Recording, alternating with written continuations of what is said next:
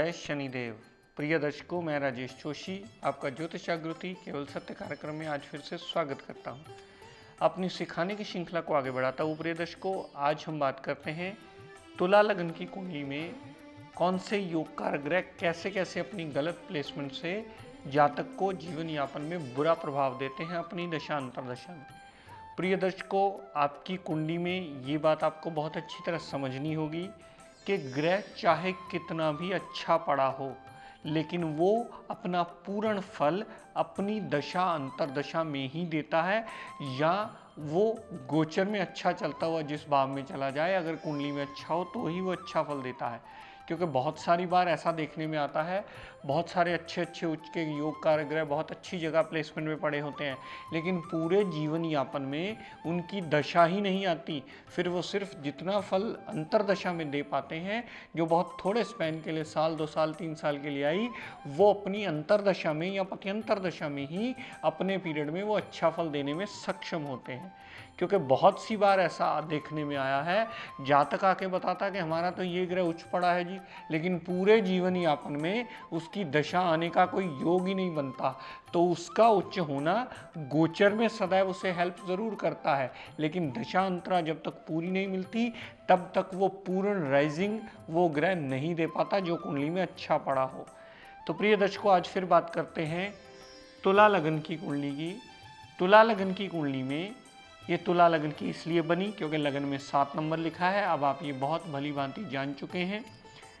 ये तुला लग्न की कुंडली है, लगन में ही उच्च के शनिदेव पड़े हैं। इस जातक का जन्म पिछले महीने ही हुआ है। पिछले महीने में जब इसकी कुंडली देखी गई, पूछा गया कि इसके कौन कौन से ग्रह कैसा कैसा फल अपनी दशांतरा में देंगे, तो इसका विवेचन मैं आपके साथ भी साझा करना चाहूँगा। लगन में ही उच्च के शनिदेव पड़े हैं। हालांकि इसका डिग्री वाइज बलाबल आप स्वयं देखिएगा और देखिएगा कि कौन सा ग्रह कितने रिजल्ट्स देने के काबिल है। अगर आप अपनी कुंडली को साथ में पैरेलल विवेचन करें तो साथ में डिग्री वाइज बलाबल और कैपेबिलिटी अवश्य देख लें। जितना डिग्री वाइज कैपेबल होगा, जातक उतने ही परसेंटेज रिजल्ट देने के काबिल बनेगा, या ग्रह उतना सक्षम होगा अपनी दशांतरा में रिजल्ट देने के लिए। तो दर्शकों, तुला लग्न की कुंडली में उच्च के शनिदेव पड़े हैं। इसका मतलब ये हुआ, जब भी शनिदेव की दशांतरा चलेगी इस जातक को लाभ मिलेगा। बुद्धि से जातक बहुत ज़्यादा सक्षम होगा। संतान सुख से लवर मास में कामयाबी, अनसर्टेन गेन्स अवश्य मिलेंगे। माता, गाड़ी, भूमि, वाहन, मकान और सारी सुख सुविधाओं से संपन्न होकर के जातक का जीवन यापन सदैव अच्छा होकर के उसे रिजल्ट्स अच्छे मिलने की कगार पर वो अवश्य आएगा। और जातक को उच्च की शनि की दशा अंतरदशा में चौतरफा लाभ अवश्य मिलेगा। जातक माता की केयर करने वाला होगा। गाड़ी, भूमि, वाहन, मकान शनि की दशा अंतरा में अवश्य ही अर्जित कर लेगा और वो उसे चौतरफा लाभ भी देगी। शनिदेव ने मेहनत पर दृष्टि डाली, छोटे भाई बहन पर दृष्टि डाली, यहाँ से सक्सेस मिलेगा। शनिदेव ने डेली वेजेस पर दृष्टि डाली, दाम्पत्य सुख, पार्टनरशिप, डेली वेजेस में दृष्टि डाली तो वहाँ एडवांटेज। शनि ने दशम दृष्टि कामकाज पर डाली तो कामकाज संबंधी भी पूर्णतः एडवांटेज दे करके जातक को चौतरफा लाभ अवश्य मिलेगा। बात करते हैं दर्शकों राहु देवता की। नीच के राहु देवता 8 नंबर यानी स्कॉर्पियो राशि में राहु देवता को नीच माना जाता है। राहु की दशा अंतरदशा में धन, कुटुंब, वाणी का नुकसान तो होगा ही, जातक की वाणी उग्र हो जाएगी, धन का नुकसान होने का योग बनेगा, परिवार से बनेगी नहीं और परिवार से दूर जाने का योग भी बनेगा। यहाँ से राहु देवता ने पंचम दृष्टि जो छठे भाव पर डाली तो रोग, ऋण, कर्जा, दुर्घटना, मुकदमा, कोर्ट केस, लिटिगेशन होने का योग बनेगा। यहाँ से राहु देवता ने जितनी दृष्टि 8वें भाव पर 7वीं दृष्टि डाली तो बिना कारण की हर कार्य में ऑब्स्टेकल्स खड़ी होती रहेंगी। राहु ने जितनी दृष्टि दशम भाव पर डाली उतनी दृष्टि दशम भाव पर डालकर कामकाज में सदैव ऑब्स्टेकल्स कोई ना कोई खड़ी ही रखेगा और जातक का कार्य हमेशा डिले होता ही मिलेगा। राहु देवता यहाँ कभी भी पॉजिटिव रिजल्ट नहीं देगा। इस लगन कुंडली में वो अति मार्कित्व हो गया है, उसका मार्कित्व बढ़ गया क्योंकि नीच का होने की वजह से रिजल्ट अपनी दशांतर दशा में टोटली नेगेटिव रखेगा। दर्शकों, बात करते हैं बुध देवता की। बुध देव जो कि भाग्य और खर्च के मालिक हैं। बुध देवता लेकिन इस लगन कुंडली में छठे भाव में आने से की वजह से नीच के हो गए। नीच के बुध देवता अपनी दशा अंतरदशा में पिता को भी रोग लगवाने की को करते हैं। अपनी दशा अंतर्दशा में फिजूल के व्यय होने का योग भी बनता है। जातक धर्म को जल्दी मानने वाला भी नहीं होता। जातक हेल्थ प्रॉब्लम में जूझता ही रहता है। बुध की दशा अंतर्दशा में पिता से मनमुटाव कहीं ना कहीं बना रहता है। जातक विदेश यात्रा भी जल्दी नहीं कर पाता, उसमें भी सदैव उसे दिक्कत परेशानियां आती हैं। तो यही बुध जो इस लगन कुंडली में योग कारक ग्रह कहा जाता था, अपनी गलत प्लेसमेंट के हिसाब से इस लगन कुंडली में अपनी दशा अंतर्दशा में मृत्यु तुल्य कष्ट देने के काबिल बना।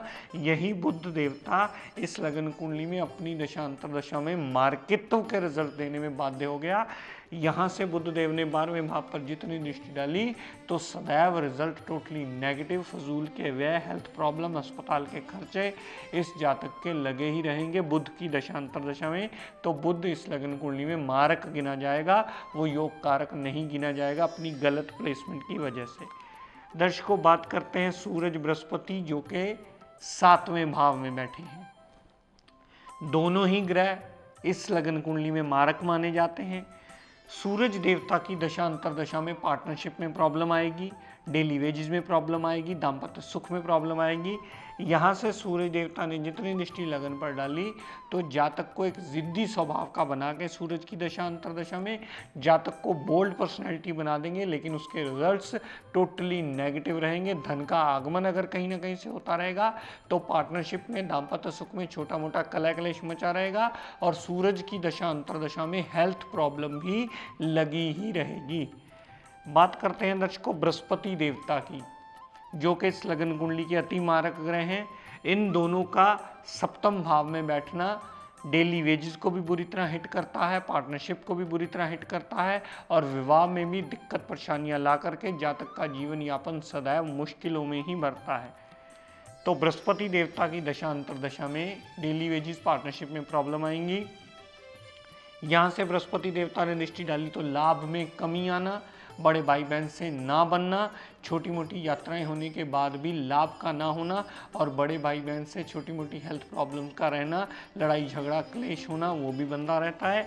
यहाँ से बृहस्पति ने जितनी दृष्टि लगन पर डाली तो जातक की छोटी मोटी हेल्थ प्रॉब्लम लगी ही रहती है, क्योंकि बृहस्पति देवता इस लगन कुंडली में रोगेश है। यहाँ तक के पत्नी को भी छोटी मोटी हेल्थ प्रॉब्लम आती ही रहती हैं बृहस्पति की दशा अंतर्दशा में।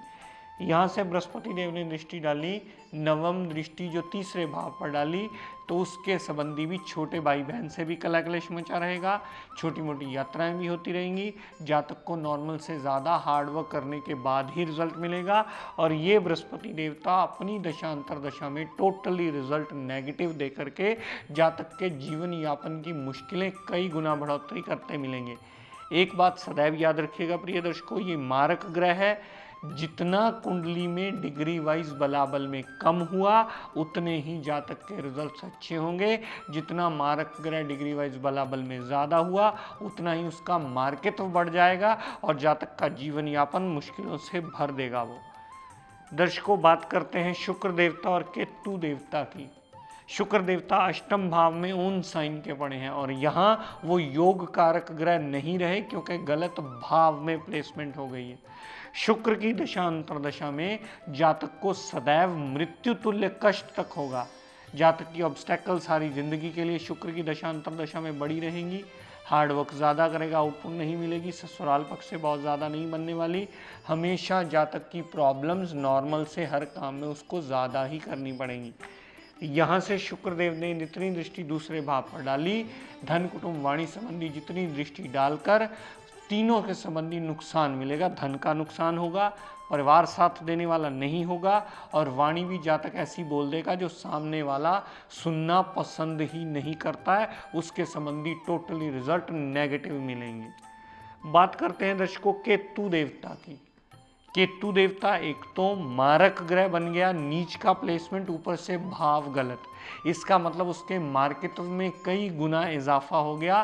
केतु की दशा अंतर्दशा अगर 8वें भाव में पड़ा हो केतु, नीच का उसकी चल पड़े तो फजूल के हर काम में ऑब्स्टेकल्स खड़े ही रहते हैं, मेंटल पीस डिस्टर्ब हुई ही रहती है। जातक हर काम में मृत्यु तुल्य कष्ट तक भोगता है, बहुत ज़्यादा हार्डवर्क करने के बाद ही उसे रिजल्ट मिलता है।